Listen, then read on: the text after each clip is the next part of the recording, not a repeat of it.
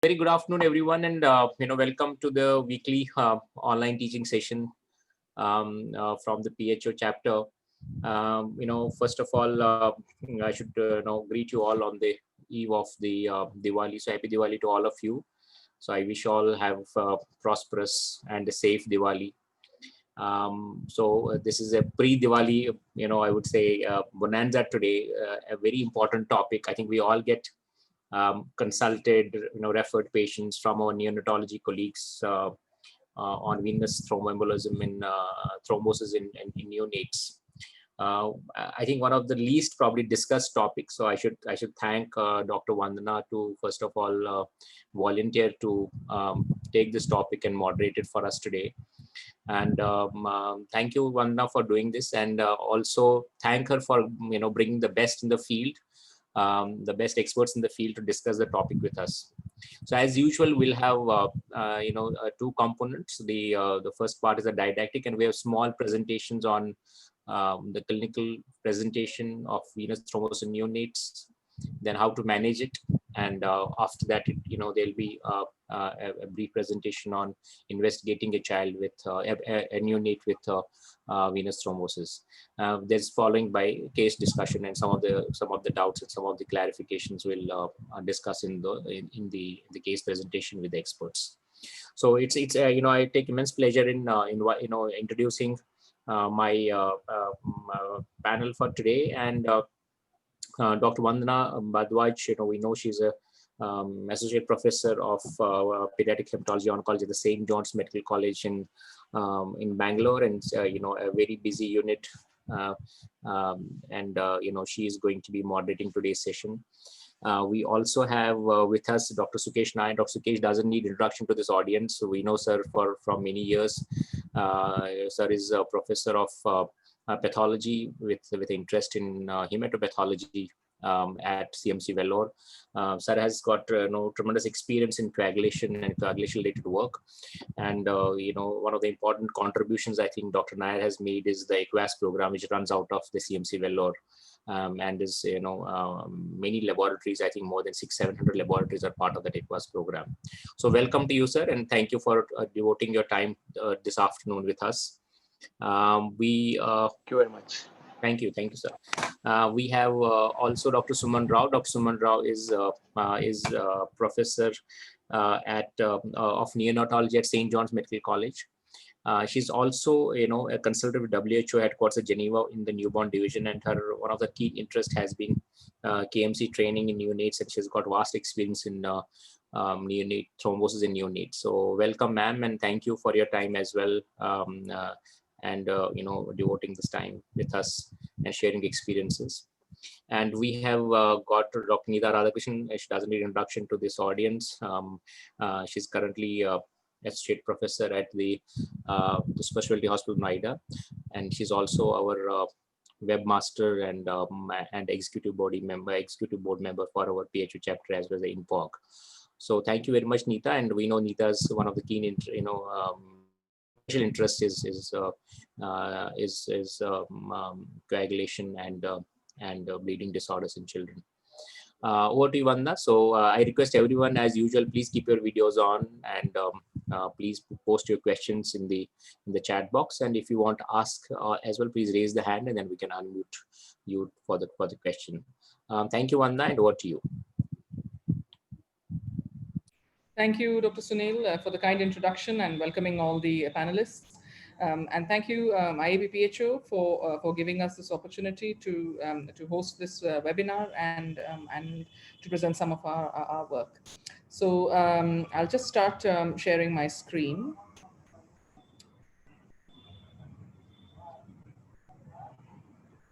So this we already know.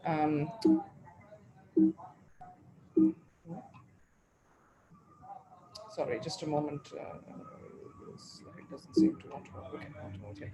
Okay, so the overview of this presentation is that we will just set the context why we're talking about this. We already heard a little bit about that. There's some quiz and trivia for all of you trainees out there, just to make things a bit more interesting. A colleague told me that we're all webinar weary, and I couldn't agree more. Some case studies, short case studies, and of course, expert opinion, and we have a very eminent panel, and some take-home messages at the end. Sorry. Yeah, so pediatric VTE overall is a disease of sick children with an incidence of about 60 per 10,000 pediatric admissions. It has a bimodal distribution, so in neonates and in adolescents. And this is the reason why we are hearing so much about it today. And there is a very high incidence of secondary events in pediatrics overall, and the most common precipitating event being that of an insertion or a presence of a central venous line. So time for some quiz and trivia. So fastest fingers first. Trainees over there, please pay attention. So unscramble the following words. This is a very simple one to start with. So if you can type it in the chat box, or unmute yourself, or raise your hand, and I can.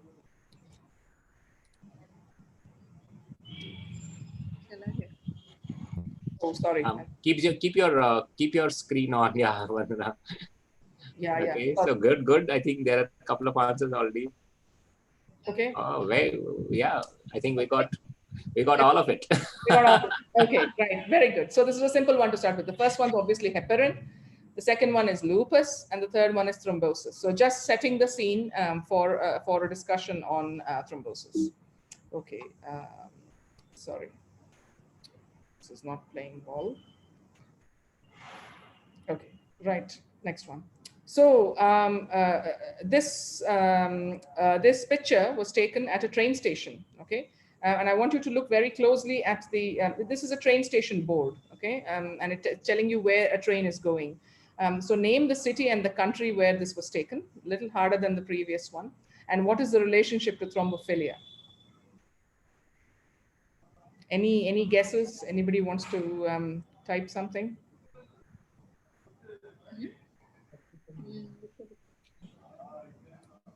Okay, so this is taken in Amsterdam, Yes. a central train station, and obviously it's in the Netherlands. And we got the answer also. Vandana, 2 people have answered it. Okay, excellent. I know you can't see the chat box probably. That's why I'm saying, yeah. Yeah, that's fine. Thank you. So obviously the relationship with thrombophilia is that Leiden, which is about 36 kilometers, about 22 miles from Amsterdam, is where the first factor V Leiden mutation, the arginine 506 mutation was actually described. And of course, the bicycle mad Dutch cycle from Amsterdam to Leiden, not take the train. So that's just that trivia there. Okay, so first case study. Nitish, if I could ask you to start, please, I can move the slides. This was a 17-day-old female neonate, which was born to a primigravida mother at term. The birth weight was 2.7 kgs, and the delivery was via normal vaginal delivery. This baby was referred to us from an outside hospital with complaints of incessant crying and seizures since 1 day. In the history, the significant points were that the child was exclusively breastfed, and the mother had feeding difficulties due to inadequate milk output, and about 30% weight loss was noticed along with decreased urine output. On examination, the vitals were stable. The child had features of severe dehydration in form of sunken eyes, depressed anterior fontanelle, and a very irritable child. The systemic examination was non-contributory except for some irritability in the neurological system. Investigations done at admission revealed a low hemoglobin of 8.9 with normal total leukocyte count for age and thrombocytopenia with a platelet count of 50,000. The child was having hypernatremia up to the tune of 163 milliequivalents per liter, and urea and creat were elevated, indicating pre-renal AKI. So the neuroimaging, this showed a acute hemorrhage in the left frontal and right parietal, more in the left frontal region, and we did a MR venogram, which showed a flow void in superior sagittal sinus as well as left transverse and left sigmoid sinus. So a diagnosis of hypernatremic dehydration secondary to inadequate feeding or faulty feeding was made, associated with cortical sinus venous thrombosis and intracranial hemorrhage.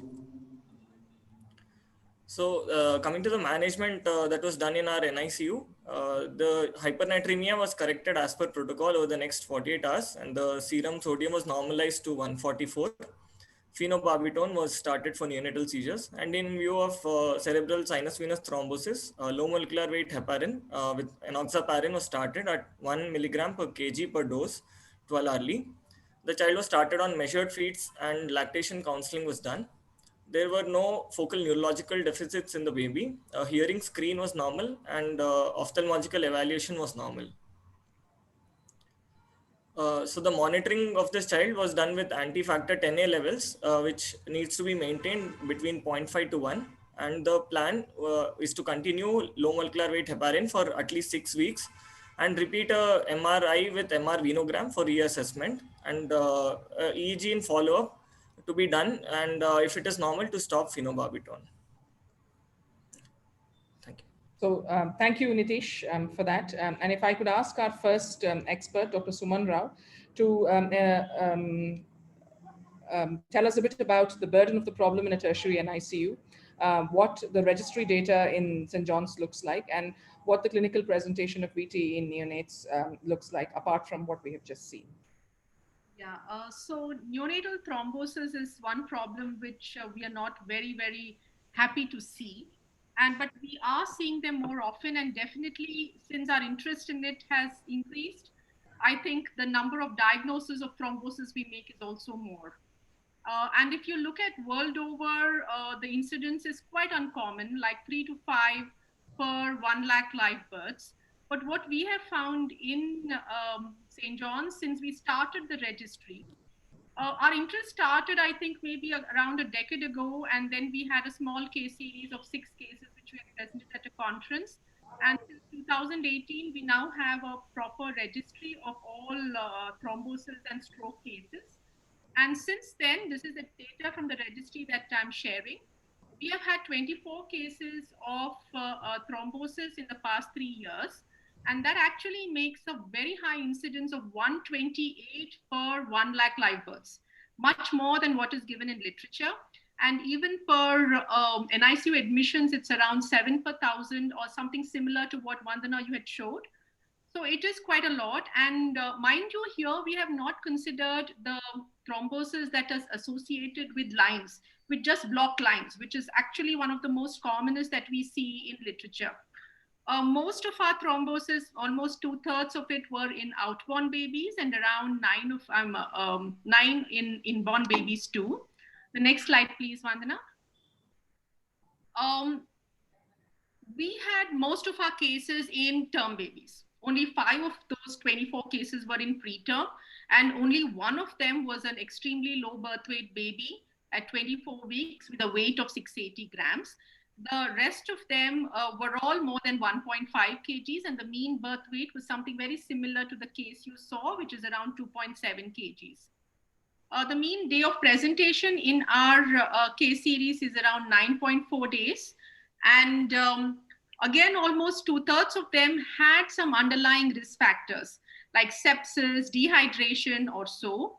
And as far as thrombophilia and hereditary thrombosis is concerned, only 1 of them gave a history of being born to consanguineous parents, though that's something very, very common in South India. Next, please. So when we look at the type of thrombosis, this is a little different from what is seen in literature.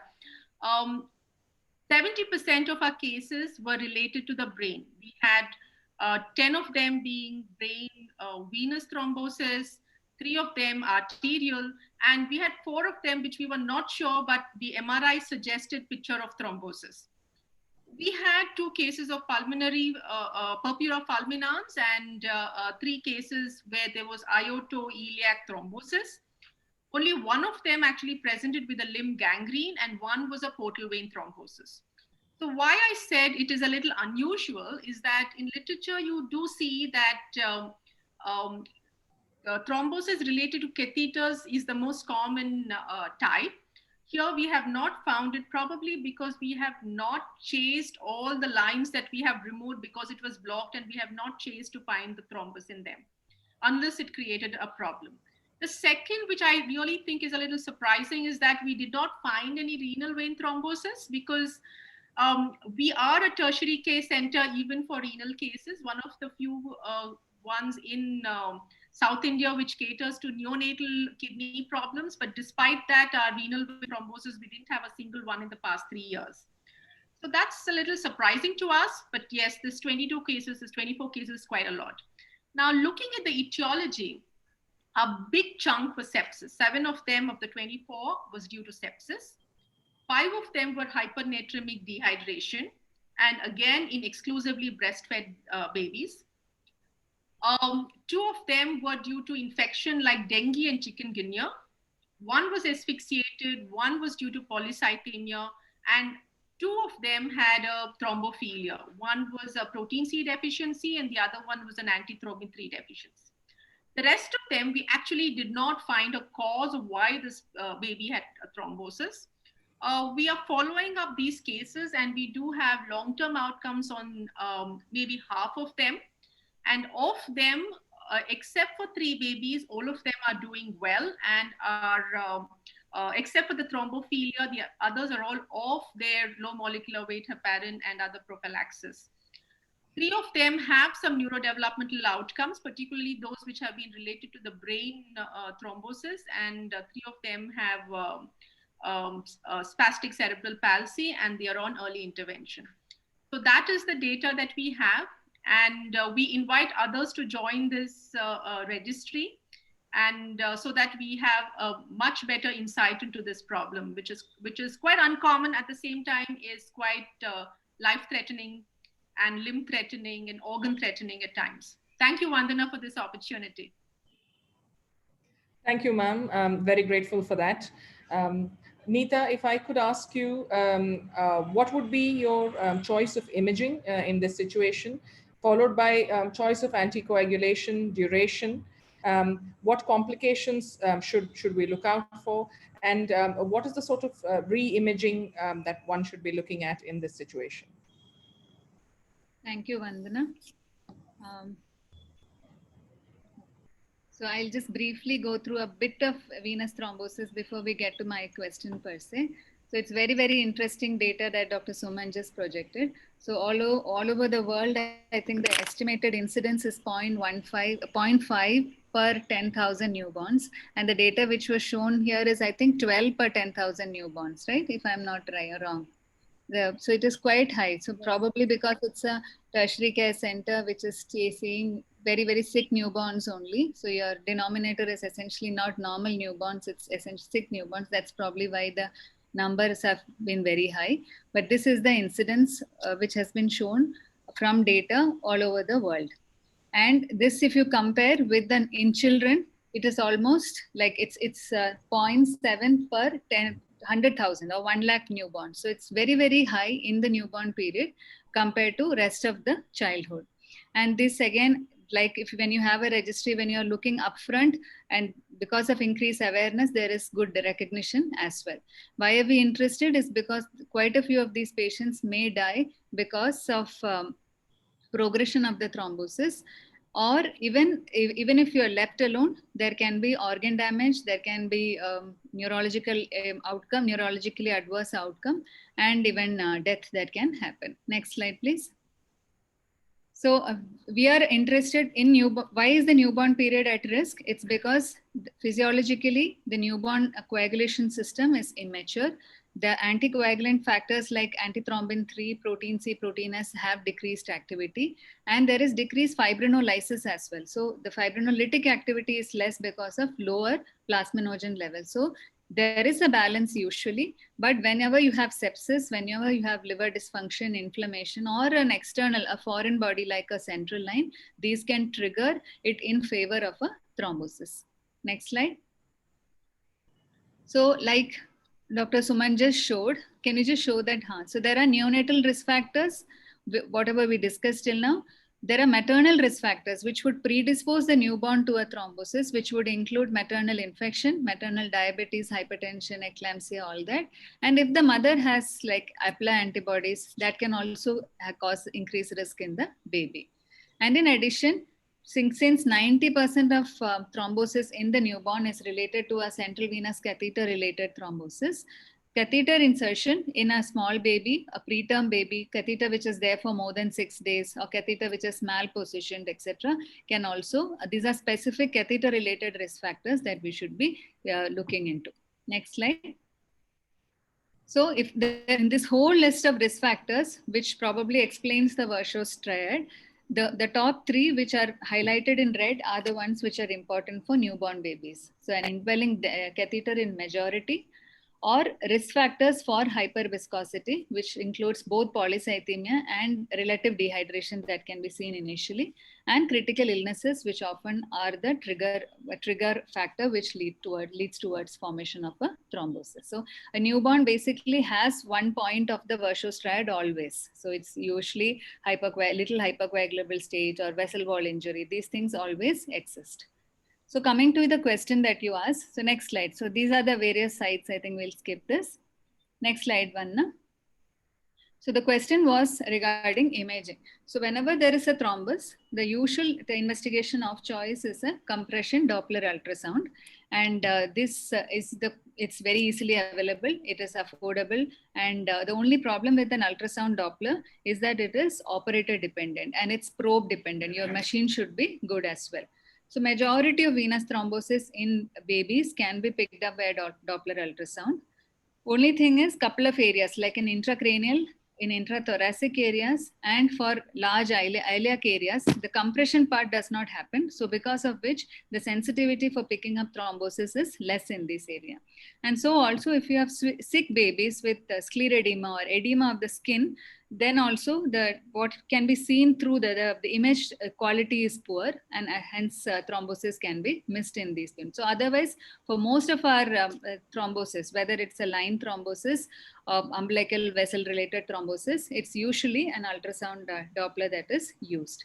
But like in this case, this case had a central sinus venous thrombosis. Although Doppler has been mentioned as one investigative modality, of course, it will never be a comprehensive evaluation of all the sinuses. So a CT or an MRI would be a choice. CT preferable because you can go in and come out so easily. But if you have an older child, then definitely MR is preferable because of the delineation it gives is much better. But newborn babies, need for sedation, all that comes into the picture. So often we get what is a CECT or a CT angio is what we usually get. Then, of course, gold standard investigation for theoretical discussion, we do have venography, which can be, which is still now considered the gold standard, but it is invasive, there is radiation exposure, etc. So that is usually, and you need expertise to get it done. So it's usually not a possibility. Next slide, please. And in this case, since it was a sinus venous thrombosis, so MR venography can, if possible, should be the best modality which should be done. And in 50% of cases of sinus venous thrombosis, usually multiple sinuses are involved. And the second common presentation would be sagittal sinus alone. Next slide, Vanna. So the next part of your question was on management, as in who should receive treatment and how do you give treatment. So here again, to treat thrombosis versus not treat thrombosis, both of those discussion points are actually active points. So if you decide not to treat, that also is a very, very major decision. It has to be documented, kind of stating all the reasons why we have decided not to treat that thrombotic event. Why is it beneficial to treat? Because it reduces the extension or reduces the chance of the thrombus embolizing. So that we do not treat a thrombus to get the thrombus out. You just treat it till the time collateral formation or revascularization occurs. The extension of the thrombus to a major vein or a major organ does not occur, or complete occlusion does not occur if you continue to treat. That is the advantage of treating. It also, to an extent, reduces risk of recurrence. And of course, if you treat well, it reduces the risk of post-thrombotic syndromes as well. So all symptomatic thromboembolic phenomena we are supposed to treat. And in many centers, this is again not a very standard recommendation, but many centers, when you get an ultrasound done and you find a silent thrombus which is lying there, if the lumen caliber is less than 50% or there is more than 50% lumen obstruction which is there, then also it is preferable to treat, because if you don't treat this, there is a risk of progression and risk of organ involvement or limb organ involvement, etc. Whom will you not treat? If our risk of treatment is worse than risk of non-treatment, that is when we don't treat. This is usually seen in newborn babies where you have a high risk of bleeding. So many children who already have an intraventricular hemorrhage or a necrotizing enterocolitis, who's already having bleed, GI bleed, etc. These children are very, very high risk. They can have a hemorrhage which can be life-threatening if we give them anticoagulation. So in these conditions, of course, we will withhold treatment. And so in many newborn site-specific thrombosis, not to treat and just monitoring radiologically also is a treatment modality which is followed. And related contraindication would be a thrombocytopenia. This again in sick babies, preterm babies, NEC, these kind of situations, we do have babies who have platelets which are low. So all these are the reasons that these are the points which we consider whether to decide when we decide whether to treat or not to treat. Next slide. And when we treat in children, most of our guidelines have actually come from adult studies, because conducting an RCT in a baby, like we just saw the registry data. So in 3 years, there are 24 patients. So to conduct any good RCT, where we have 2 different arms, or maybe you're deciding whether to treat, not to treat, all these kind of decisions, we would need huge amounts of data. So just one example I've put, this is a trial which is still ongoing. So look at the duration of the study. It's between 2008 and it's due to continue till 2021. This is basically studies looking at whether you can stop treatment at 6 weeks or should you continue till 3 months. So this is an ongoing trial. So RCTs in children are extremely difficult. So most of what we know has come from adult data. Next slide. And these are the group of, this is again for trainees. These are the groups of agents that we have for treating. We have anticoagulant group, which are basically thrombin inhibitors, which can be either indirect or direct thrombin inhibitors. We have direct factor Xa inhibitors, or factor Xa inhibitors, direct and indirect, and we have vitamin K antagonists. So of these group of agents, what we are usually familiar with is the indirect thrombin inhibitor, which is heparin. Then we have vitamin K antagonists, which include warfarin or acetrum. So this is what we usually follow. There are a lot of newer agents which are coming up. Many of them are getting licensed for use in pediatrics as well. In addition, there are antiplatelet agents, and then there are thrombolytic agents. They're a completely separate group. These are actually given to dissolve the clot which is there. So this happens whenever there is an acute clot which is threatening life, then definitely you can't wait for an anticoagulation to set in. We need to give something to lyse the clot, and that is why fibrinolytic agents are used. Next slide. So of these are the 3 agents: heparin, low molecular weight heparin, and vitamin K antagonists are the ones which are commonly used. Heparin and low molecular heparin are the preferred agents. But then when they looked at whether is it the standard of care? Is it that heparin has to be given for the treatment of thrombosis in neonates? A Cochrane database actually looked at this point in 2016 and found that there were actually no studies to give us any conclusive evidence. So finally, it concluded that there were no good studies. So that is the difficulty of getting data in such a situation. So these are the 3 agents that we use. Next slide. So how do we start? We usually start with unfractionated heparin and then go on to transition to low molecular weight heparin. We may also start with low molecular weight heparin per se and then transition, as in continue with low molecular weight heparin itself. In older children and adults, the dictum is to transition to an oral agent because it's much easier to give that. But in newborn babies, it is very, very difficult to give a warfarin group of drugs. That we will see why it is difficult. So in most babies, when we decide to treat newborns, it's unfractionated or low molecular weight heparin, which you start off with and you continue with the low molecular weight heparin. Next slide. And what do we say? If I have to start, what do I decide? How do I decide whether I need to give unfractionated heparin or low molecular weight heparin? So unfractionated heparin usually is easier to start off with because it can be rapidly titrated. you always, anyway, you have lines, so giving an infusion will not be difficult. It starts immediately. It can be reversed easily. So if you have a sick baby where your reversal is an important issue, like if you have starting to bleed and you need to stop immediately, unfractionated heparin, since it has a short half-life, it can be stopped immediately. And since renal elimination is minimal, renal dosing also, although there is a renal dosing, but it is not so important as in low molecular weight heparin. So for sick babies, especially newborn period, it is important. It is better to start unfractionated heparin as an infusion.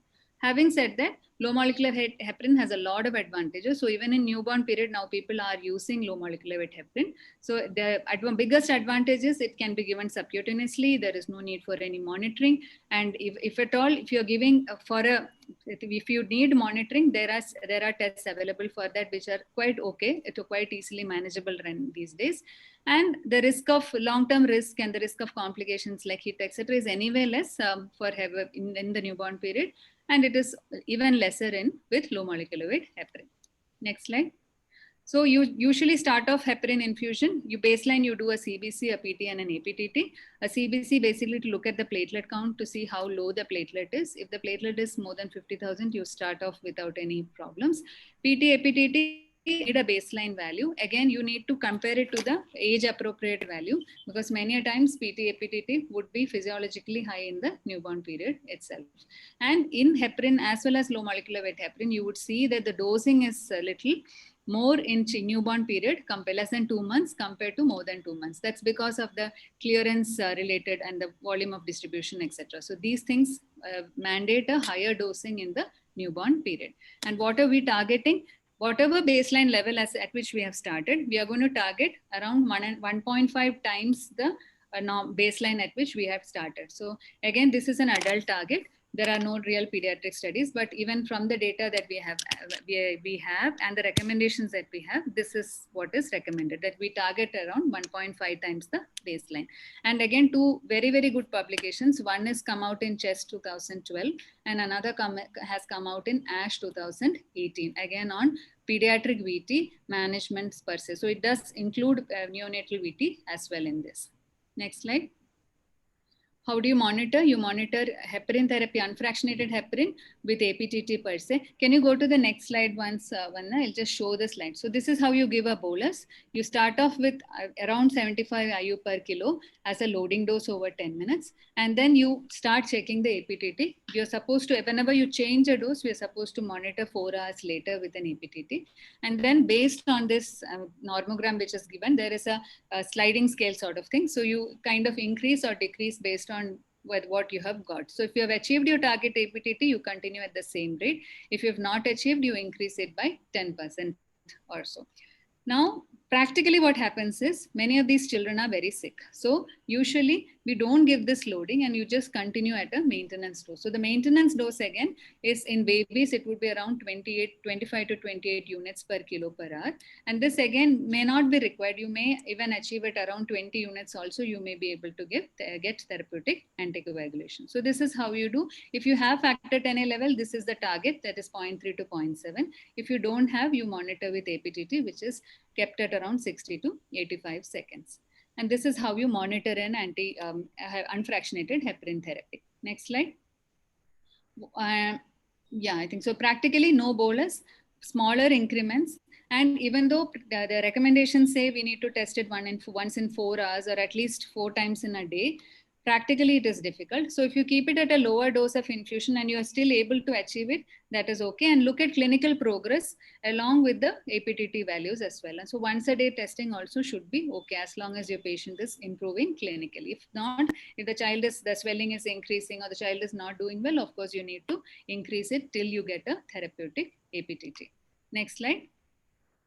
And we are again going to be testing APTT we should not be testing from the same central line. So that is another problem. So many a times because of heparin contamination itself, APTT will go up. So that is a problem.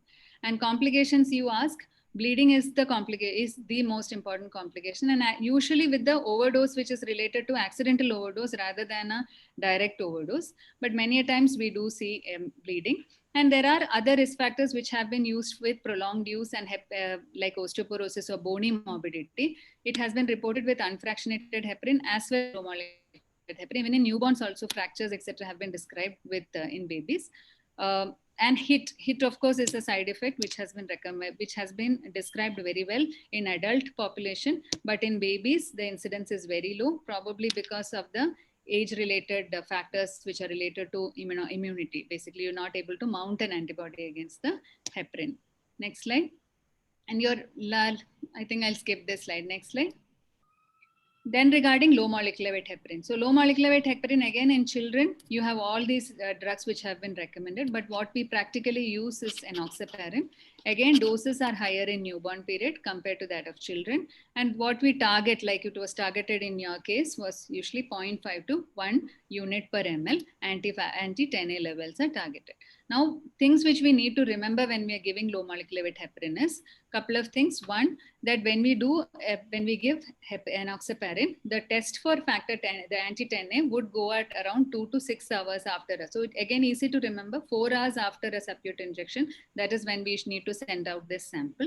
One. Second is, since they are newborns, we are going to be using the same vial again and again, or vial or the pre-filled syringe again and again. So stability is there till around 14 days. So you can't use beyond that. So always use a fresh one. If it's going beyond 2 weeks, always use a fresh injection for the dosing. The third point, next slide. So these are this is how you titrate. This is again from the CHEST guideline, which has come out in 2012, and it's easily available everywhere. Next slide. There are a couple of other discussion points. One is whether you need to give BD or OD. So practically what is done is to give it twice a day for around 10 to 14 days, the initial part, and then continue it as OD. So even OD dosing has been found to have similar results in terms of recurrence of VT or bleeding. If you look, the risk is equal for OD versus BD dosing. So you could give it OD as well. And the next point is whether it can be given IV. So although in children, we usually give only subcutaneously, in preterm babies or babies who have a lot of subcutaneous edema, subcu dosing would be difficult. So IV enoxaparin has been tried in infants and critically ill children, and it has been found to be equally safe. So it is IV enoxaparin, the same dose is infused as a short infusion over 30 minutes. So these are points about low molecular weight heparin. And the third drug would be oral anticoagulant. And oral anticoagulant, what we have is warfarin and azithromycin, which are commonly used. But again, poor choices in the newborn period, because newborns physiologically have very low vitamin K dependent coagulation factor. So there's no point in giving a vitamin K antagonist. Breast milk also has a low concentration. So predominantly breastfed or exclusively breastfed babies would be very sensitive, whereas formula fed babies who have vitamin K supplements which are going into formula, they may be resistant to vitamin K antagonists. So because of this, since the feeding is a major issue in this period, because we are not able to control how much of vitamin K is there in the diet, that is why this drug becomes a poor choice. It's difficult to titrate. Then of course, it's not a tablet form. You cannot give it. You have to divide it, and all those syrup formulations are not available. So these become difficult in the newborn period. So it's not really recommended for these reasons. One, it is difficult to control diet. Second, it is the tablet form and concomitant medications, all that become difficult. Next slide. If we are giving, this is the dose, the loading dose in a child is usually 0.2 mg per kilo, and then you increase. Your target INR would be, next slide, target INR would be between 2 to 3. And these are the complications. Again, bleeding can be a complication in children who continue. Like for example, if it's a heritable thrombophilia continuing, we need to know how to monitor INR and what to do if the INR goes up. So monitoring INR, initially in sick children, you monitor quite frequently. After that, you can have point of care testing, which is also available now. Next slide. And whenever you introduce a vitamin K antagonist, you have to introduce under a heparin cover. You cannot give it independently, because initially, if you directly introduce, there can be a relative worsening of thrombosis initially. So that is called warfarin-induced skin necrosis. So we usually give an overlap period of around 5 to 7 days between heparin and warfarin. So after that 5 to 7 days only, you take off low molecular weight heparin and continue on warfarin. So these are the side effects. And I think I'll skip this slide. This again is around this thing. Thank you. Okay, thank you. Thank you, Neeta. Thanks very much for that excellent overview. Dr. Sukesh, sir, if I could ask you to um, um, talk to us a bit about monitoring anticoagulation for low molecular weight heparin and warfarin, and also the specifics about when to take a sample, how much, and what are the target ranges that we are interested in. Thank you. Thank you, Dr. Vandana. Am I audible first thing I'm asking you? Yes, yes, you are, sir. Is there a background echo sound or anything like that? No, we can hear you clearly. Thank you. Okay. Can I have my first set of slides? First of all, I would like to thank Dr. Sunil Bhatt, Dr. Vandana for inviting me to be part of this webinar. I have been trying to avoid webinars because of constant connectivity. In a day, I do it for at least 10 meetings. My meetings and webinars go on till 10 o'clock in the night. So, but I think this topic was of significance, so I thought I'll do it. So this is the famous pathway that we all talk about that finally forms the clot. This was introduced in 1965. As far as laboratory hematology or hemostasis is concerned, this pathway still holds good. This pathway came because of two separate groups. One was led by Robert Macfarlane, who brought in the extrinsic pathway. That was because he was interested in Russell's viper venom, since his father died of Russell's viper bite. And we know that Russell's viper activates factor 10. So he got interested in the extrinsic pathway. While the intrinsic pathway was introduced by Oscar Ratnoff's group from Cleveland. And you can see the picture. He's collecting a blood sample from a very famous person we all know. It is John Hagman, who after whom factor 12 is named. So you can see the cascade where factor 12 activates, gets activated by contact activation. It activates factor 11 to 11A. 9 gets activated by 11A to 9A, and 9A along with the 8A activates factor 10 to 10A. And then you have the common pathway where 10A activates prothrombin to thrombin, and that leads to the formation of the clot. Interestingly, John Hagman did not have any factor 12 in him. Despite that, he did not have any issues with forming the clot. In fact, 1 week after this picture was taken, he died of massive pulmonary embolism following a train accident. That's a different story that is not going to be covered by this webinar. But when the clot formation happens, obviously we want to get rid of the clot. And I think everybody has been talking about the Virchow triad. And one of the other contributions that Virchow gives, next slide, please, was classifying the clots. He is the one who classified clots as white clots and red clots. The white clots are found in the arterial thrombosis and red clots in the venous thrombosis. So that makes it very simple. So if you want to have anticoagulation, if you want to suppress a white clot, you get to treat them with antiplatelet agents. And if you want to get rid of the red clot, you treat them with anticoagulants, either by suppressing the function of the coagulant factors that you saw in the pathway, or by blocking the, which is by warfarin or vitamin K antagonist, or by suppressing the procoagulant factors, especially those enzymes with heparin. Next slide.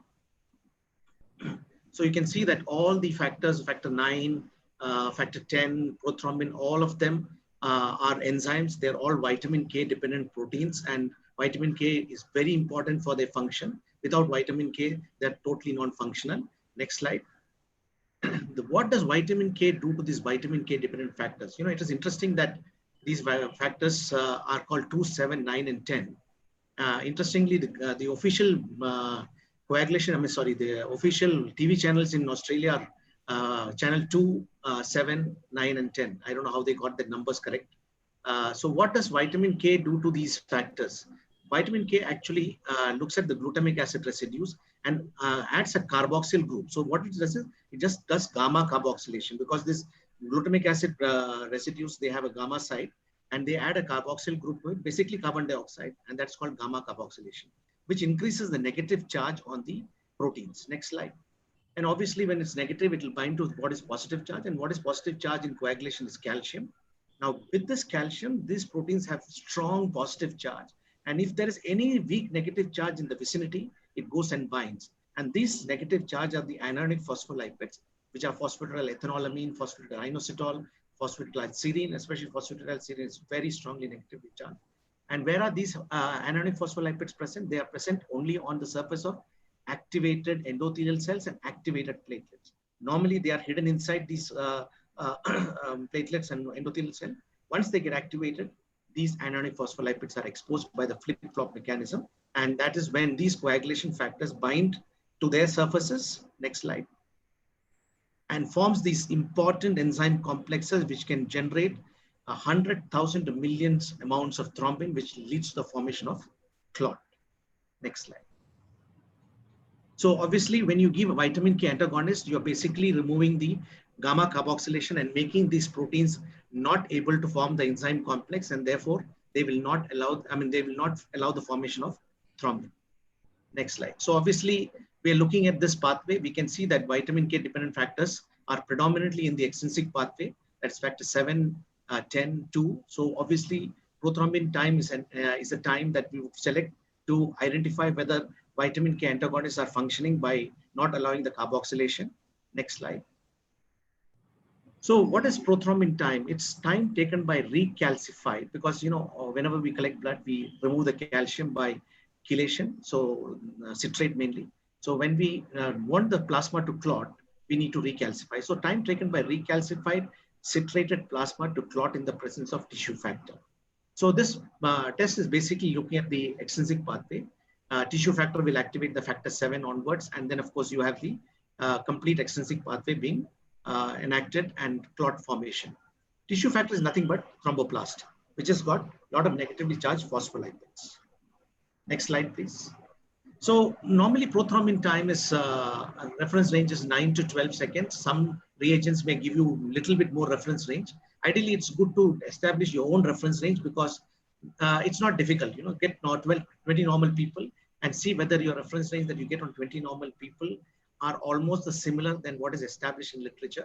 Of course, if it's very wide, then obviously your reagent is bad, or you may have to do more number of people to get an appropriate reference range.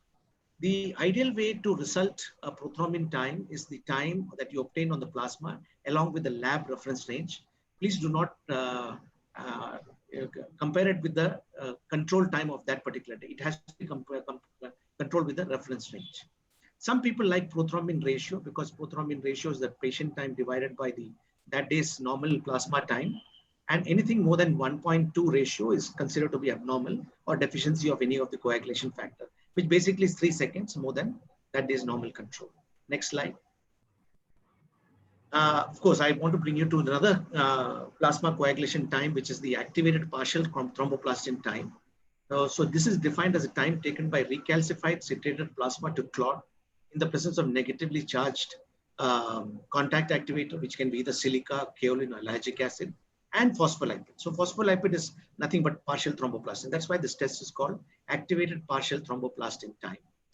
In the old days, when they extracted thromboplastin, they will get rid of the protein part of thromboplastin and keep the phospholipid, and that's why it was called partial thromboplastin.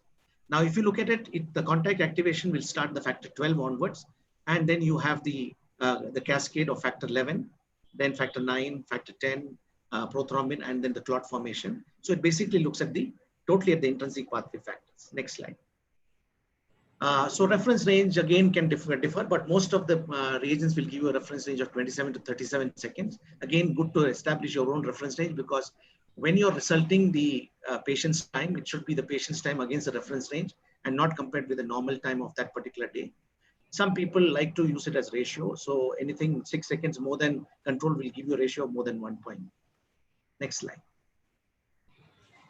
So clotting tests are done on plasma, both PT and APTT.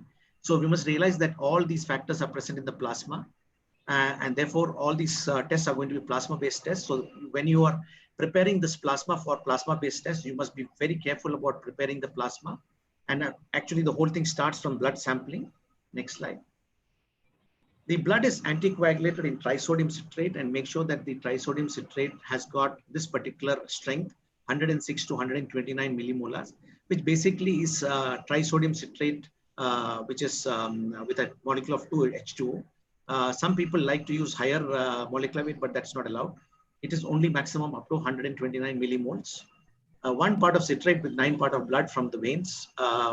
Most common coagulation tubes that are available in the market, the most efficient ones, are wanting 2.7 ml of blood because it contains 0.3 ml of anticoagulation.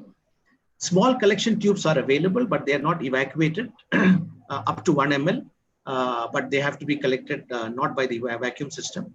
It should be carefully collected to prevent activation of factors.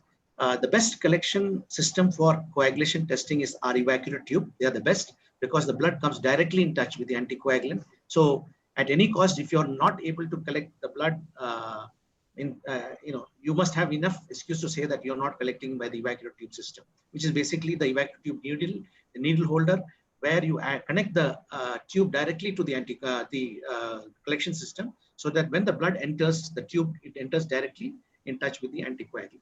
The smallest evacuated tube available is 2 ml, but I would not advise you to go for that because they have short expiry, and sometimes there is a lot of inaccuracies in collections with that. And short expiry means their vacuum will be also leaking out faster. However, if you're going to collect with syringe and needle, which obviously you can even add the blood into a evacuator tube, but by removing the cap. Whenever we remove the cap, we always think that the integrity of the primary sample has been compromised. So we advise a 2 syringe method. The first syringe you can use for blood counts. Again, platelet count is dependent on that. So sample collection has to be done carefully. And of course, second can be used for coagulation studies. Next slide. Now, to prepare plasma, we have to get a platelet-poor plasma because platelet have a lot of coagulation factors in them. So we want to make the plasma platelet-poor, which is defined as platelet counts of the plasma should be less than 10,000. For this, you need to centrifuge at high speed. When we talk about speed, we don't talk about RPM. It is 1,500 to 2,000 G. It can vary from different centrifuges based on the radius of the centrifuge, but this standard is basically 1,500 to 2,000 G for 10 minutes. Test immediately before the less stable factors are lost. However, prothrombin time can be done even up to 24 hours, provided if the blood or the plasma has been kept at 18 to 24 degrees centigrade. It has not been tested beyond this temperature range, but this is called the ambient temperature in the world, in the developed world. So if the sample has been kept for 18 to 24 degrees, which is any air-conditioned room, it can be done up to 24 hours. If not, you have to keep it in ice bath because time-sensitive factors like factor 5, factor 8 are labile. If you keep the sample at cold, you need to test the sample, even prothrombin time also, within 4 hours. If you have got storage system like -20 degree, which is a dedicated freezer, not the freezer of your regular fridge, you can keep the plasma up to 1 month. And if it's -70, up to 6 months. Next slide, please. So time to collect the sample, of course, vitamin K antagonist, generally the dose is taken in the evening. The next day morning, you can collect the sample, preferably a fasting sample, because most of the coagulation test will be done on a light transmission system. So lipemia can be avoided, but there are ways to overcome that. So it's not a rule that it has to be a fasting sample. Heparin, as Dr. Neeta has mentioned, she's given the time of 4 hours, but I give a buffer of 3 to 5 hours after any bolus dose. Same for low molecular weight heparin. And if the patient is going to start continuous infusion, the first sample should be collected within 3 to 5 hours. And of course, if you make any changes to the infusion rate, the next APTT should be done in 6 hours. Of course, when you're doing heparin, you have to monitor APTT every day. So try to use a particular time of the day where you can make it consistent. Many of the people like to use subcutaneous heparin, I don't like it personally because I find a lot of bleeding complication with that, but literature doesn't mention that. This is personal experience from patients here. So 6 hours after injection, basically between 2 doses. But when it is TID, then 4 hours after the injection. Now, monitoring anticoagulation, of course, heparin, the preferred anticoagulant is, the monitoring is APTT. And as Dr. Neeta mentioned, 1.5 to 2.5 times normal. I'll come to that a little bit more later. Warfarin, of course, is basically looking at the non-functional vitamin K dependent drugs. The adequacy ratio is for venous thromboembolism is 2 to 3. Of course, when there are double valve replacement, it goes to 2.5 to 3.5. Next slide. So I'll give you an example of a patient who is discharged after DVT on warfarin. The prothrombin ratio was 2.5. That is the ratio between the patient's time and that is control time. He checks at a laboratory near home. The prothrombin ratio is 1.6. Calls the physician. He increases the dose slightly. 3 days later, he was unconscious, fell down. CT showed CNS bleed and his prothrombin ratio at the local lab was 3. But when he came to CMC casualty, his prothrombin ratio was 9. This is a problem with the variety of reagents that you have in the market. Some reagents are very sensitive and some reagents are not very sensitive. But fortunately, there is a way of harmonizing the sensitivity of these reagents. Next slide. By creating what is known as International Sensitivity Index. It basically tells you how sensitive the reagent is. Any reagent which has got an International Sensitivity Index of close to 1 are very sensitive. Of course, a 1.4 is also quite sensitive. The WHO recommend trying to use reagents only between 0.9 to 1.7. 1.7 is also considered.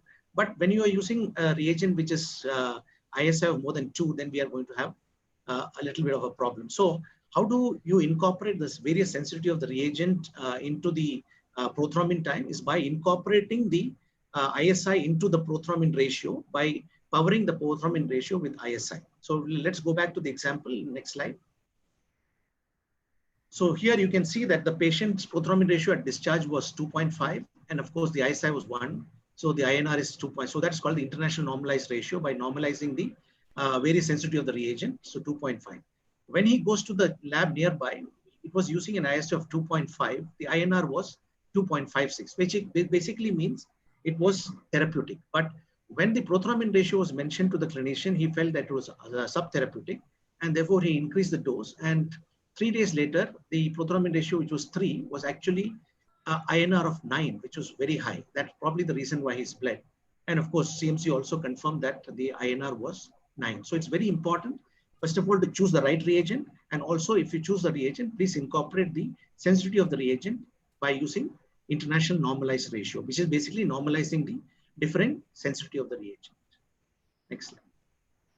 Of course, there are certain patient factors which you must consider. You know, though I look after the lab, many times when patients go a little wary of anticoagulant monitoring, they actually refer the patient to me. And many of these patients, they actually follow up their INR with me. So there's this young lady from Darjeeling, and you know, she has to come down to Siliguri from Darjeeling to do an INR. She sent me a mail telling that INR is 4.42 and she's taking 2 milligram, kindly suggest dose. So I said it's a bit too high. So my questions are you taking any antibiotics? And this was actually the month of June actually, 7th of June. I said, has the mango season started in your place? And are you having a lot of mangoes? Please reply to this mail and skip the evening dose and restart 2 milligram tomorrow. And please check the INR on Saturday. So immediately she replied, thank you for the concern. And basically she said that she has 3 to 4 mangoes in a day. She was very sad that, can't I have mangoes? Please let me know if I'm not supposed to have them. And interestingly, she also mentioned that she had antibiotics, 2 for sore throat and cold. And she actually developed a hemorrhagic cyst. So, you know, the clinicians should keep that in mind when they start drugs, knowing that there could be a problem with the vitamin K antagonist they are on. So she actually went through a lot of hell because of the antibiotics. Her INR went up. So next day, so immediately, fortunately, I got the mail the same day. I replied back. Next slide. Thanks for your reply. INR is a bit high because of antibiotic. Now that you've stopped it, you should be fine. So don't stop the medication. Continue 2 milligrams. Don't need to skip today's dose. There is no problem with mangoes, but people who usually take mangoes have lesser vegetables and salads. So it's this was a study that was done in Gujarat, and Gujarat's a lot of vegetarians are there. And this is a particular lab which found that during the mango season, if you have 2 mangoes, INR goes up a little bit high. If you have 4 mangoes, it goes higher. If it 8 mangoes, so it was a direct relationship to the number of mangoes and the INR. So then it was realized that probably they are having lesser vegetables because they want to consume more mangoes. So diet is a very important component of monitoring INR. This was a little bit of trivia, anecdotal experience for you. Next slide. Okay, so now you have heparin monitoring. There are many ways of monitoring heparin. There's APTT, there is anti-10A levels, there is whole blood clotting time, there is protamine titration. Then you have when you use whopping dose of heparin in dialysis units as well as in cardiothoracic surgery, they use activated clotting time. Thrombin time is not a recommended test. Next slide. So as Dr. Nita mentioned, it is 1.5 to 2.5 times the APTT. Of course, there can be very wide variation with reagents. Next slide. Ideally, your APTT should be at an anti-10A. I mean, if you are able to do an anti-10A level, your anti-10A ideally for unfractured heparin is 0.3 to 0.7, which is basically 1.5 to 3.5 folds than the midpoint of the reference range of APTT. Next slide. So APTT, of course, is cost effective, but there are issues. It's a global test. A lot of other factors are interfering with that. So what are the interferences that you have? High levels of factor VIII. Sometimes you have interfering factors like lupus anticoagulant, pathological conditions like pregnancy, and it is a standard guideline that in COVID-19, if you're going to do an APTT for an unfractured heparin, please do not do an APTT because it's a hypercoagulative state. You need to do an anti-10A levels. So please remember that no APTT for heparin, unfractured heparin in COVID-19. So pre-analytical variables, of course, platelet count can interfere, sample storage. So therefore, there are a lot of issues with unfractured heparin, and again, children, it is not a very ideal way to monitor APTT, unfractured heparin with APTT. Next slide. So you have the anti-10A levels. So you have the anti-10A assay that is not commonly available. The results are expressed in international units per ml. For unfractured heparin, the target range is 0.3 to 0.7. For low molecular heparin, is 0.5 to 1. Some people in Australia prefer 1.2 up to 1.2. It is more specific than APTT because it measures inhibition of a single enzyme, that is 10A. It has got less variability in measurement, less dose adjustments are required, less monitoring of tests to be performed, but it is expensive and not available in all institutions. Next slide. So one of the most important caution that you need to have with heparin monitoring, especially if you're doing anti-10A or APTT, is that the sample should be processed within 1 hour of sample collection. Please do not compromise here. It has to be processed within 1 hour of sample collection. So many of the labs may not be aware of that. So it is for the clinician to interpret the results, what the lab gives, knowing what time the sample was collected. And if you're transporting the sample to some other lab, only God can help you. Or it should be, or you can do one thing. You can separate the plasma from the blood within 1 hour, because what happens is the platelet factor 4 removes the heparin from the plasma, from the sample, whether it is low molecular weight or unfractured heparin, and leading to underestimation of anti-10A levels or falsely low APTT. What will happen to this? You will increase the dose. So Dr. Neeta was mentioning adjustment of dose based on anti-10A. Yes, you have to be very careful. Please look at all the pre-analytical aspects before you say that this anti-10A levels were reliable and therefore I can adjust the dose. I realized that issue when COVID started and people were monitoring anti-10A levels right, left, and center. So I was wondering then immediately that within an institution, if this is a problem, if you're sending because anti-10A levels are not easily available. So if you're going to send an outside lab, I can only think God can help here. Else you can transport the sample in ice, or you can collect the samples in CT-80 tubes. Very simple solutions. CT-80 tubes are citrate tubes which contains theophylline, adenosine, and dipyridamole, which blocks the platelet. But for your information, there are no CT-80 tubes available in India. So I have got a trivia question for you. What is the most acidic substance in our body? Which is the strongest acid in our body? Maybe we look at the chat box.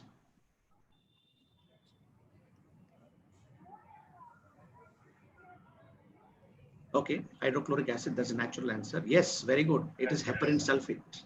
Heparin, not heparin, heparin. Yeah, within heparin, even heparin sulfate is the right answer. Because you must realize that heparin is a polysaccharide with multiple units of monosaccharide units which are stuck to each other.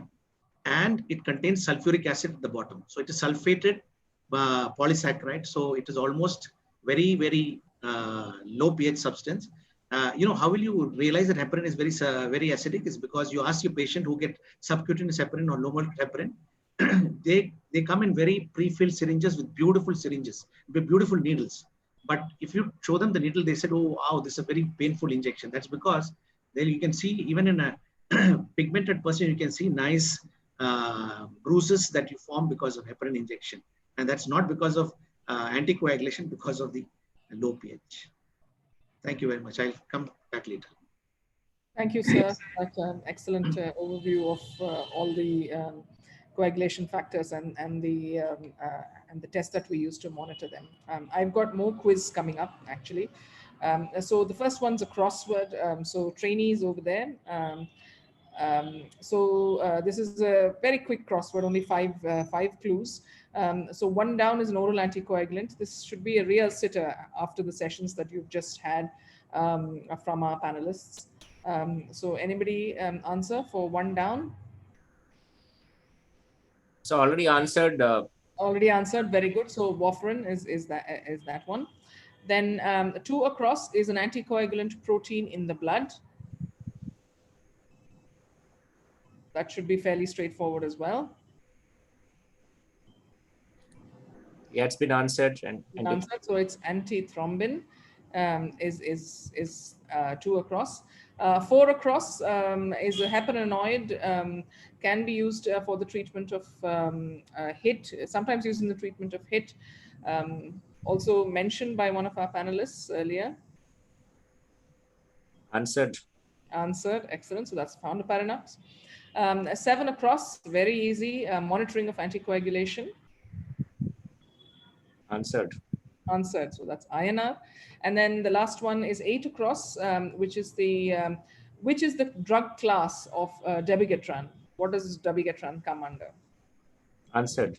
Answered. So it's a NOAC, or a novel oral anticoagulant drug. Okay.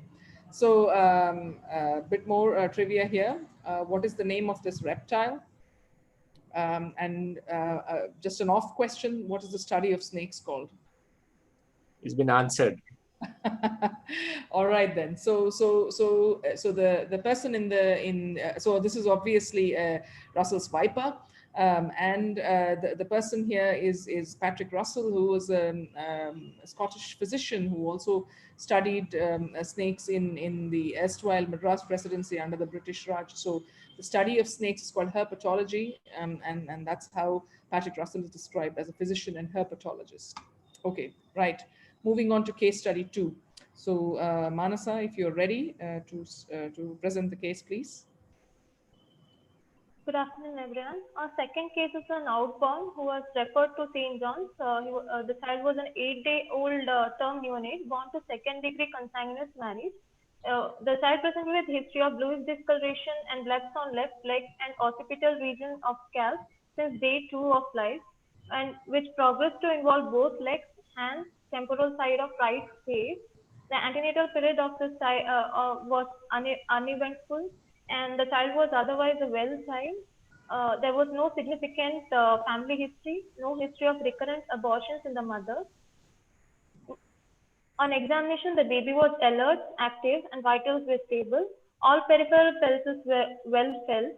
There were bluish patches in different sites. On the right temporal region, it measured around 6 into 7 into 4 centimeter. In the occipital region, it measured around 6 into 7 centimeter, and in the right leg, it measured around 7 into 7 centimeter, and it was ulcerated with the underlying bones being visible. And the left leg, there was a lesion which measured around 8 into 4 centimeter. All the peripheral pulses were well palpable, including the dorsalis pedis, popliteal, posterior tibial, femoral, radial, brachial, and superficial temporal. Otherwise, the systemic examination was non-contributory. These are the images of the child on during the hospitalization. There is a blebs and the discoloration of the left hand, and both the legs with the underlying bone being seen in the right leg. There was also a scalp lesion. On evaluation, the Doppler of bilateral upper and lower limb showed normal uptake in all major vessels, and the CBC showed HP of 13 with the TLC of 15,630. With a low platelet count, there was thrombocytopenia with platelet count of 43,000. The CRP was negative. The blood culture did not show any growth, and the PT and APTT was slightly was prolonged. The PT was 21/12. The INR was 1.74. And the APTT was 47.7. The differential diagnosis considered were purpura fulminans due to sepsis, but the septic workup was negative, and the other differentials considered were protein C deficiency, protein S deficiency, and antithrombin C deficiency, and workup was done. The protein C levels were less than 10% of the normal range for the age. Protein S levels and antithrombin C levels were normal. The child and for the management, the child was started on low molecular weight heparin and FFP transfusion twice daily, along with platelet transfusion to keep a target platelet count above 50,000. And also the antibiotic cover of Ampiclox and ampicillin was given. And the imaging of the brain of the child showed parenchymal hematoma in bifrontal and left temporal lobe, and there was diffuse subarachnoid hemorrhage. So in view of the imaging, the low molecular weight heparin was withheld. An MRV of this child was planned to rule out thrombosis secondary to thrombosis and secondary bleed, and genetic evaluation also planned. But unfortunately, the parents of this child were unwilling for this evaluation and further treatment, and unfortunately, the child was discharged against medical advice, and follow-up of the child is not available. Right. Thank you, Manasa. And sir, Dr. Sukesh, if I could ask you to elaborate on these areas, indications and strategies for thrombophilia testing, interpretation of thrombophilia testing and limitations of those, and what is the value of such testing? Dr. Vandana. So can I have my, so thing is, what is the role of our hematology laboratory in thrombosis? Basically, it started with identifying the risk factors or individuals at risk for thrombosis. That is basically a thrombophilia workup which evaluates underlying hypercoagulable state. Identifying individuals who are at a higher risk of recurrent thrombosis or rethrombosis, which is probably of top priority because everybody is mentioning the post-thrombotic syndrome and recurrent thrombosis. Provide useful ancillary data for initial diagnosis D-dimer, which is not that commonly done, and monitoring antithrombotic therapy, which we just discussed. Next slide. So we talked about the coagulation pathway, which looks very interesting, and the cascade looks very good. But there is something which works harder than that, and that is all the natural anticoagulants. It starts with the tissue factor pathway inhibitor, which prevents the overriding of thrombin generation by blocking the tissue factor pathway. Then if you override that, then you have the thrombomodulin activating protein C, which actually destroys factor 5 and factor 8. And now if the thrombin generation or the insult is overriding the effect of protein C, then you have the enzyme generation blocked by antithrombin, which is, initially old name was antithrombin 3. Then you have the all the enzymes being blocked. The trivia for you is that antithrombin 1 is fibrinogen. This antithrombin, there were about 10 antithrombins. The antithrombin of our interest is antithrombin 3. Next slide. So obviously, when there is deficiency of these natural anticoagulants, there will be chance of thrombosis or venous thromboembolism. In addition to that, you have the factor V laden mutation. Of course, Dr. Vandana showed an interesting point earlier. Then there is a mutation, prothrombin 20210 mutation, and hyperhomocystinemia, which can also be inherited by certain mutations. Next slide. There are more acquired conditions which can be associated with thrombophilia. One is, of course, the most important, antiphospholipid antibodies. For your peer group also, this is of significant interest. Then you have the activated protein C resistance, which may be independent of factor V laden mutation, which can be because of other factors, not only related to factor V mutations, other than factor V laden, but also other causes of acquired APCR. Then increased factor rate, which also could be inherited. Then these are the other phenotypic conditions that can also put the person at risk of thrombophilia. Next slide. So thrombophilia workup should be looking at which all risk factors, who should be tested, reason that testing should be performed, when and where testing should be performed, which kind of test is to be performed, and strategies to make the testing cost effective. So all of you know that these thrombophilia testing are not that cheap. I don't know what will be the charges that you'll have St. John's. We always were feeling that CMC had low charges, but I'm also still ashamed to say that they are not very cheap. Next slide. So all patients with venous thromboembolism, slowly I'll convince you that this may not be required. Fetal loss in uncomplicated pregnancy, yes. Asymptomatic first degree relatives, these are all, I don't think, if somebody asks you and you know the clinical scenario, you will relent. But I would generally try to dissuade a clinician if they really want a true answer for their patient. I would avoid it. But yes, if somebody gives a clinical scenario and say, okay, for the patient's sake, I will do it. But if you're doing it, what are the reasons for testing? Of course, basically is for secondary prophylaxis. Then of course, prevention of rethrombosis and prevention of fatal thrombosis. When should you do the test? Ideally away from acute thrombosis and when the patient is off anticoagulation, because there is no emergency, but somehow thrombosis being an emergency, everything else is considered to be an emergency there. So we have clinicians who force us to collect sample, but fortunately we have the information that there is acute thrombosis and the patient is in what early form of anticoagulation. So when the results come out, we have that information so that we can interpret the test. Fortunately, it is a rule that whenever you want to call somebody antithrombin protein C protein S deficiency, it is not based on one particular result on the patient, at least 2 consecutive samples. If they show the deficiency, then only you can classify the patient as antithrombin protein C or protein S deficient. Next slide. Where should the test be performed? It should be performed and interpreted by professionals with suitable skills and experience, because these tests are not that easy. You need to have adequate training at good places where under whom you have people have trained to see what are the pitfalls of these tests.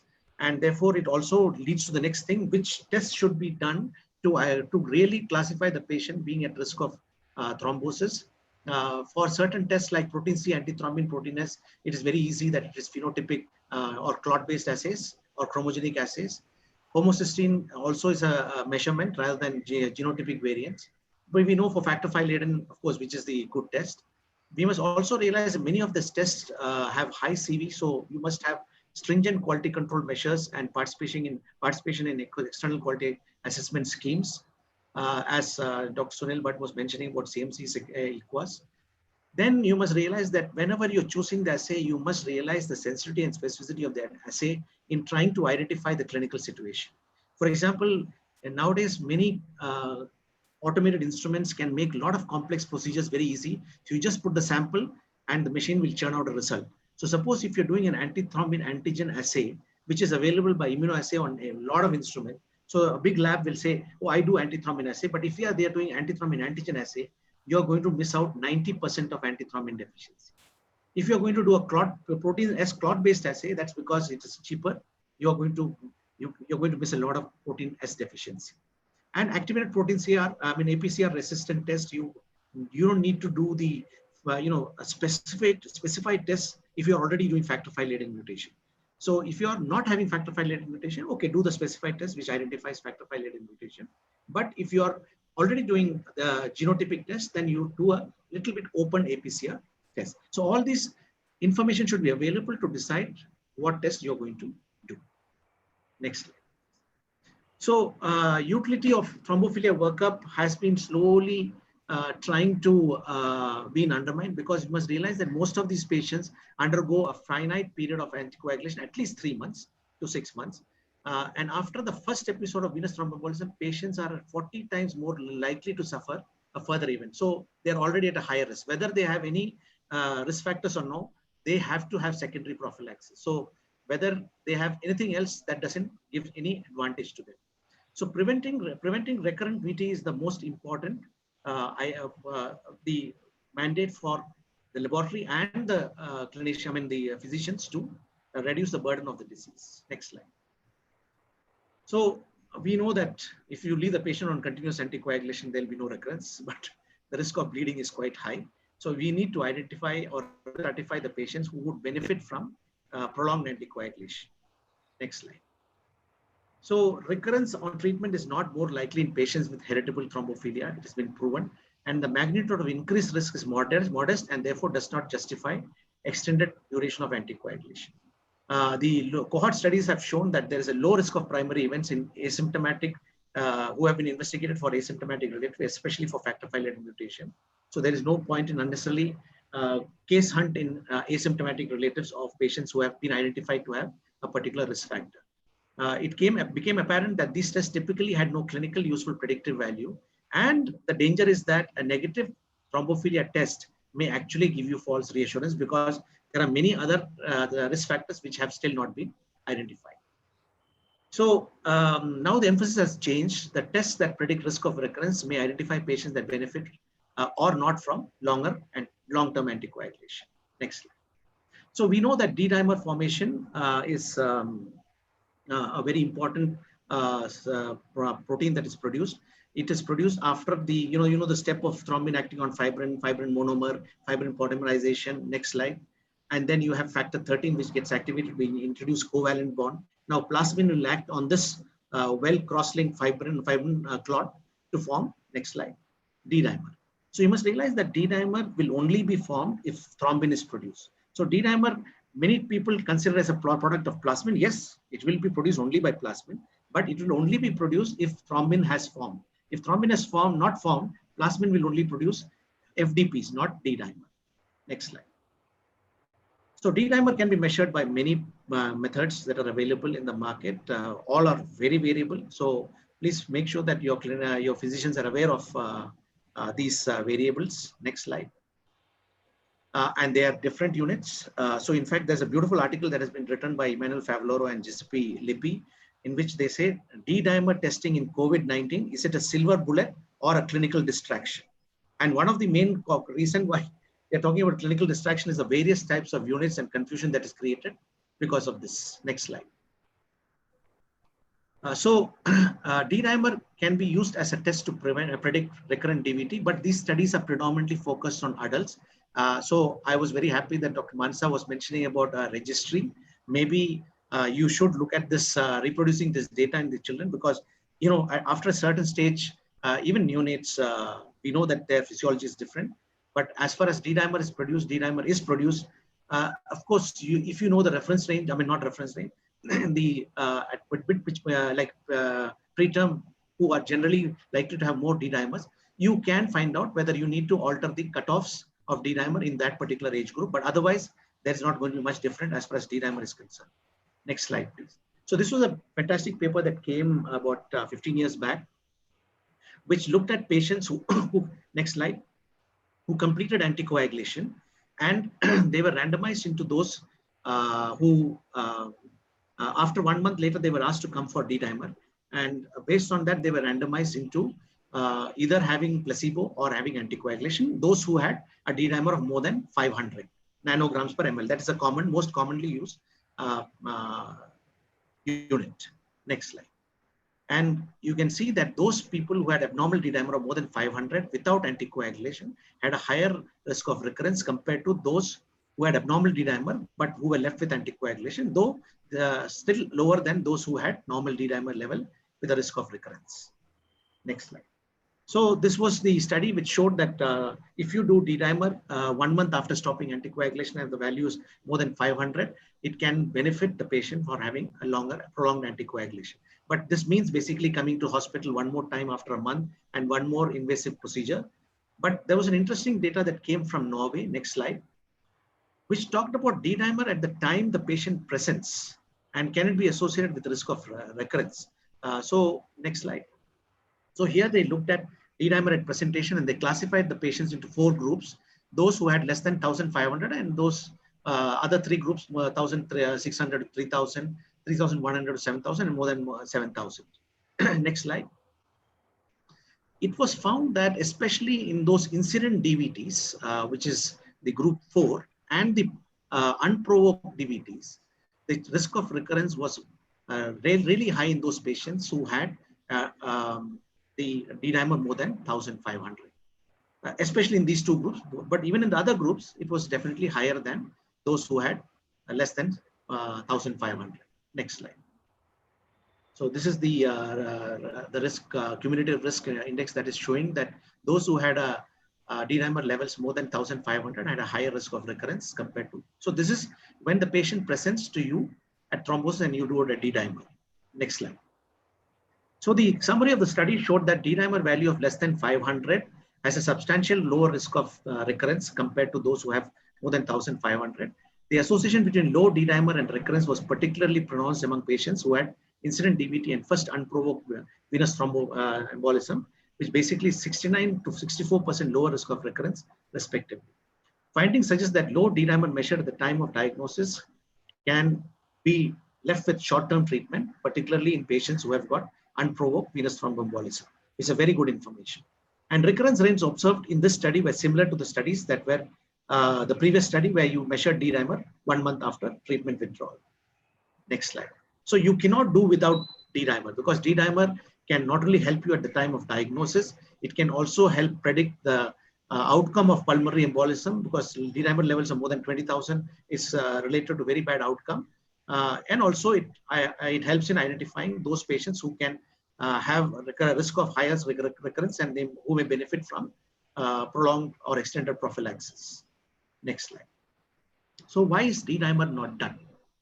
So I can tell you one thing, D-dimer is not done. Not only in our country, in most of the other parts of the world, because radiology is available in most places, however remote, because you can go with a portable ultrasound. So the clinician, once they suspect DVT, they order an ultrasound on those patients. So D-dimer, and I would not blame them because D-dimer is not available in most laboratories. And most of the D-dimer that's available is a bad D-dimer test. There are issues with reagents. Most of them are qualitative lattice agglutinate tests, which I would not recommend. Good results of D-dimer can only be available if it's fully automated immunoassay systems, not only coagulometers, but there are a lot of other immunoassay systems. POC D-dimers are available. However, if you look for good type of quality POC D-dimer, that's not widely available in our country. Next slide. So these are some of the good, well-tested, some of them, not all of them. Next slide. One of them is very widely used in developed countries, but not in our country. So if suppose you have devices like this, then you can really benefit the patient. Interestingly, I can ask a question. What is the test that is most widely asked after COVID started? The answer is D-dimer. And because of COVID, D-dimer test has increased 100 folds in our country. About 10 folds instruments have been installed. And the tragedy is that I have been doing D-dimer for so many years and I could not get kits or D-dimer because others were buying it. So D-dimer, fortunately, because of COVID, D-dimer is now available in more good remote parts of the country, but please ask the lab what type of D-dimer are you doing so that you benefit, maximize the benefit from a good quality D-dimer testing. Next slide. So why again they don't do D-dimer is that, even our clinicians say, anyway, it's going to be high, anyway, it'll be high. So why do a D-dimer? But please educate them that D-dimer at presentation and 1 month after stopping anticoagulation can identify those who will have recurrent thrombosis. So D-dimer is not only for diagnosis, but it can, and its negative predictive value, but to understand the risk of recurrence. So thrombophilia testing, I would generally brainwash a person out of it because it's expensive and does not give any benefit. But if the patient, I know the patient and the patient asks for it, I generally relent. So that's my message. Thank you very much.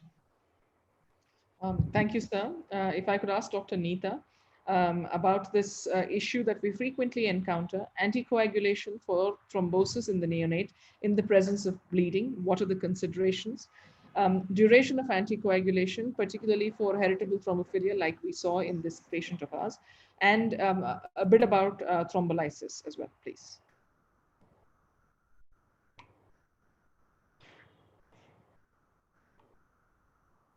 Yeah.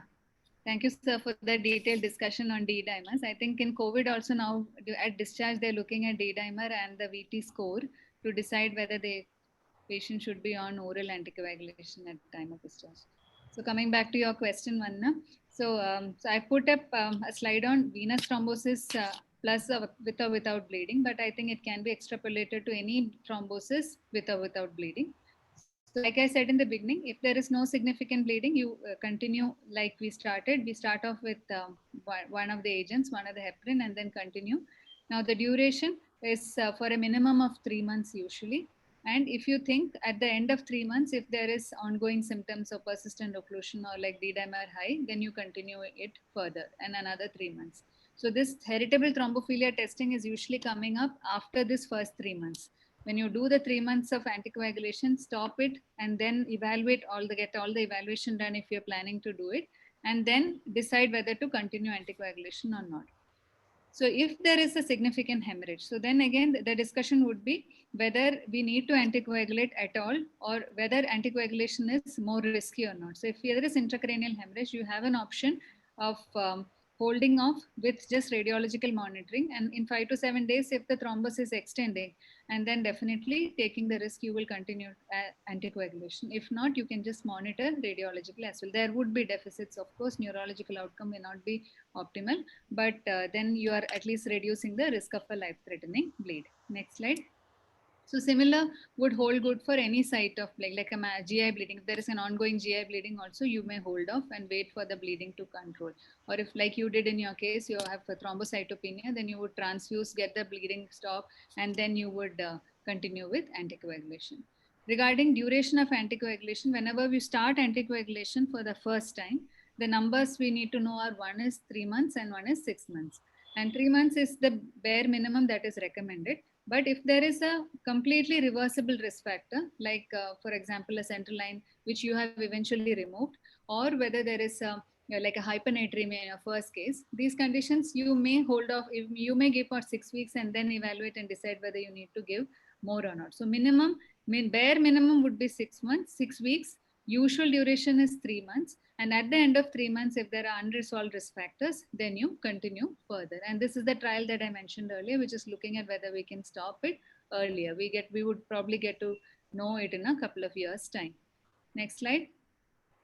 And CVL, like in the newborn, see if it's a line-related thrombosis, then again, you start off anticoagulation and then you decide what you want to do with the line. If it is a venous catheter, you would probably start anticoagulation after 2 to 3 days, then you will remove the line at that time. Arterial catheters, definitely you remove it immediately. Here again, minimum duration would be 6 weeks, 6 weeks should be given. And if at all, if you have a patient, you're not able to remove the line. This is the only access that is available. And it's a very, very sick child. You may even hold off with a removal. You can just continue with anticoagulation and keep the line in situ till the general condition improves and then remove. So it's not wrong at all, if provided it's a venous catheter. Next. And how long to treat? So how long to treat is basically you continue with anticoagulation in 2 scenarios. One is, like sir said, heritable situations where you know there is a very high risk of recurrence, and that risk of recurrence can be life-threatening. Or if there is a patient who's already come in with recurrent episodes. So if you have had 2 or more recurrences which are apparently spontaneous and there is no other risk factor also, then you would consider indefinite anticoagulation. These are the guidelines I already mentioned. There are 2 important ones which I've mentioned. So again, these are again not very, very solid proof for this, but this is what is being followed.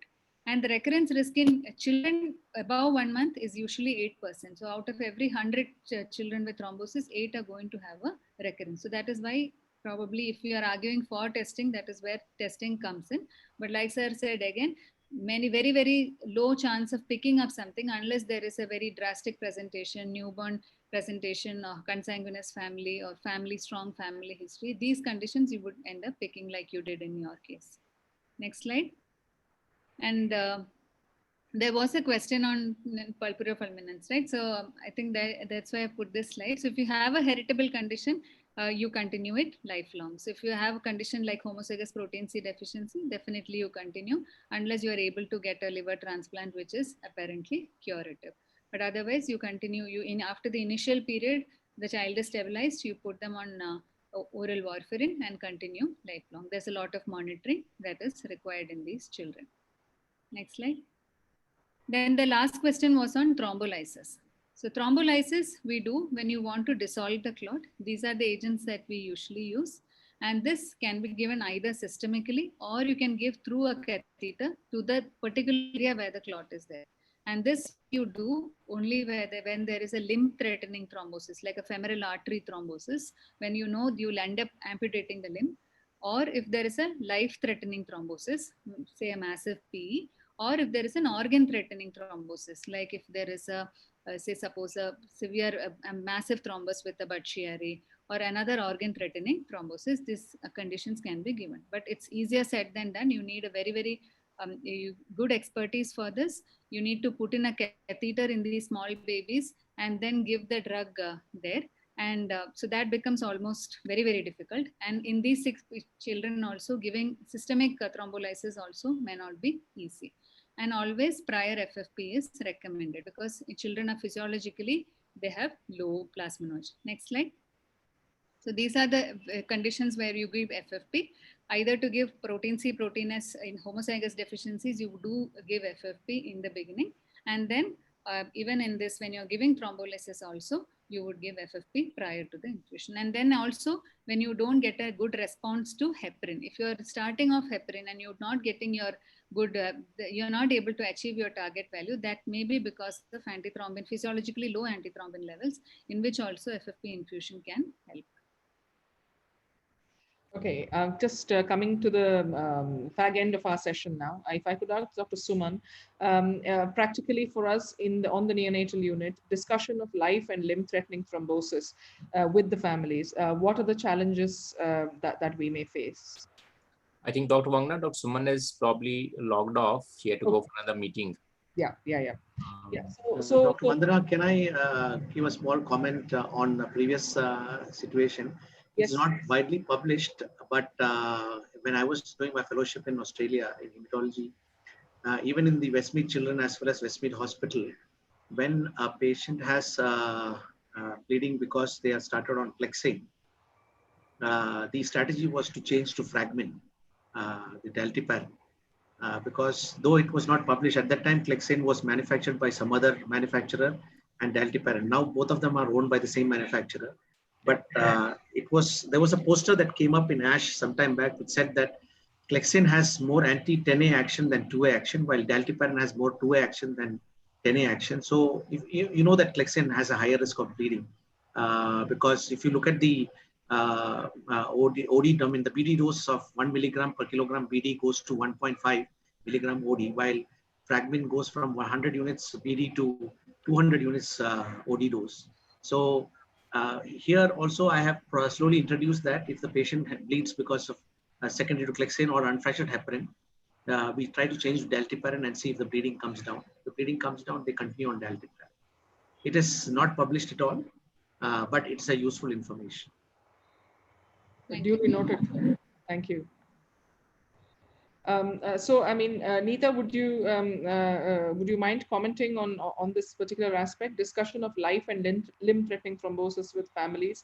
In your experience, what are the particular challenges? Maybe a couple of points. It's usually see, all this happens suddenly, right? So in the newborn ICU, when you're faced with a baby, so there is a lot of counseling that goes. There's a lot of if we are not able to salvage, like you're in your patient that there's a limb-threatening event, like we recently 2 years back, we had a baby who had to be amputated.